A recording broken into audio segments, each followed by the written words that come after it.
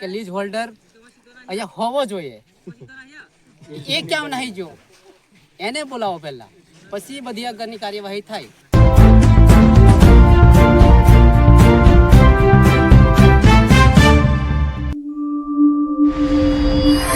છોટાઉદેપુર જિલ્લાના પાવીજેતપુર તાલુકાના ગંભીરપુરા ગામ ખાતે બ્લોક વિસ્તાર કે લીઝ વિસ્તારમાં એક બાળકીનું રમત દરમિયાન આકસ્મિક રીતે દુઃખદ અવસાન થયેલું છે, જેના કારણે આજરોજ એ બાબતે સ્થળ તપાસ માટે આવેલા છે.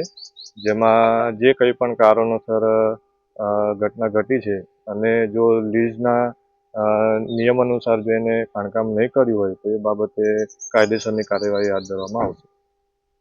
આજે જે બ્લોકો દેખાય છે એમાં શું તમારી તપાસ કરી? અત્યારે બ્લોકની માપણી કરેલી છે, એના હદ વિસ્તારની બહાર કોઈ ખાણકામ થયેલું છે કે કેમ અને ઊંડાઈ કેટલી છે, એના નિયમ અનુસાર એને ઊંડાઈને ધ્યાને રાખીને ખાણકામ કરેલું છે કેમ તેની તપાસ હાથ ધરેલી છે. મારું નામ વિજય વસાવા, માઇન સુપરવાઇઝર, છોટાઉદેપુર ભૂસ્તરશાસ્ત્રી કચેરી.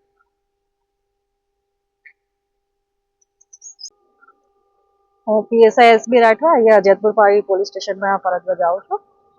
ગઈકાલે આપણે અહીંયા ડુંગરવાટ ગામ બાજુ, અહીંયા ડુંગરવાટ અમારો બીટ વિસ્તાર છે, એ બાજુ ગંભીરપુરા ગામમાં એક છોકરી કોમલબેન સંજયભાઈ રાઠવા કરીને ઉંમર 13 વર્ષ, એ આ બાજુ ભારજ નજી બાજુ જે લીઝ છે એ એરિયામાં ફુગા પકડવાની પાછળ દોડવામાં એ અહીંયા લીઝમાં પડી ગઈ હતી, ખાડામાં પડી ગઈ હતી અને ત્યાંથી પાણીમાં ડૂબવાથી એનું મૃત્યુ થયું છે. જે અંગેની જેતપુર પાવી પોલીસ સ્ટેશનમાં હમણાં અકસ્માત દીઠ દાખલ કરવામાં આવી છે અને ખાણ ખનીજ વિભાગવાળાને જાણ કરવામાં આવી હતી. તે અંગે આજે લીઝના બ્લોક જે છે, બ્લોક 1-2માં તપાસ માટે ખાણ ખનીજ વિભાગથી માણસો આવ્યા હતા અને એની તપાસ ચાલુ છે. પોસ્ટ છે ડુંગરવાટ ગ્રામ પંચાયત છે ને ડુંગરવાટ ગંભીરપુરાની અંદર લીઝ ચાલતી નહીં, ઘૂંટણવડની અંદર લીઝ ચાલે છે. રસ્તો ગંભીરપુરામાં કાઢેલ છે, એની અંદર અમારે છે ને એક 13 વર્ષની બાળકીનું આકસ્મિક મૃત્યુ થઈ ગયું છે.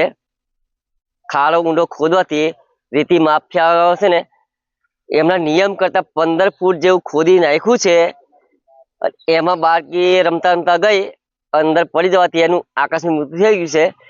એમાં છે ને આ લીઝ જે બ્લોક ખરો ને એમનું નામ છે ચિરાગભાઈ ચિમનલાલ ઠકરાર, એમનો આ બ્લોક છે. એમાં બાળકીનું આકસ્મિક મૃત્યુ થઈ ગયું અંદર. એમાં અમારે એવું છે કે અમે ના પાડીએ છીએ આ બાજુ રસ્તો નહીં લઈ જશો. લીઝ તો બ્લોક ચાલે છે એ ઘૂંટણ ગ્રામ પંચાયતની છે, અમારા ડુંગરવાટ ગ્રામ પંચાયત નહીં. અમે ના પાડીએ છીએ કે રસ્તો તમે એ બાજુ કાઢો, તે બી આ બાજુ કાઢે છે અને તોય છતાં આ બાજુ કરવાથી આ પ્રોબ્લેમ બને છે. ગામમાં અમારી સ્કૂલ બાજુમાં છે તો એમાં નાના બાળકો છે ને સ્કૂલે જાય છે, ત્યારે આ હાઈવાવાળા જાય અને બેફામ ચલાવે છે અને ત્યારે કોઈ આ એક બનાવ તો બની ગયો, બીજી વાર કોઈ બનાવ કોઈ એક્સિડન્ટ કરીને જતો રહેશે, કોઈ બાળકનું આકસ્મિક એક્સિડન્ટમાં મૃત્યુ પામશે, ગમે તે થશે, તો આનું જવાબદાર કોણ છે?